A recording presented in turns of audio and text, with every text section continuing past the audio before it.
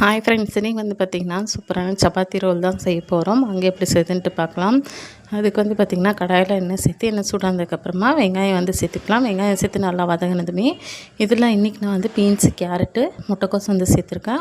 உங்களுக்கு எந்த வெஜிடபிள்ஸ் வேணுமோ அதை சேர்த்து நல்லா வதக்கிட்டு இதுக்கு தேவையான அளவு உப்பு வந்து சேர்த்துக்கலாம்.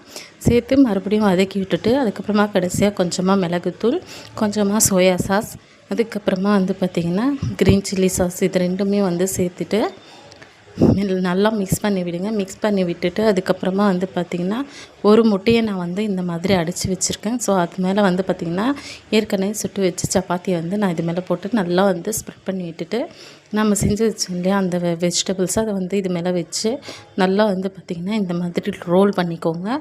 ரோல் பண்ணி 2 சைடும் நல்லா வேக வச்சு எடுத்து கொஞ்சமாக வந்து கெச்சப் இல்லைனா மயோனைஸ் வச்சு சாப்பிட்டு பாருங்கள். சூப்பராக இருக்கும். கண்டிப்பாக ட்ரை பண்ணி பாருங்கள். பிடிச்சிருந்தா மறக்காமல் லைக் பண்ணுங்கள்.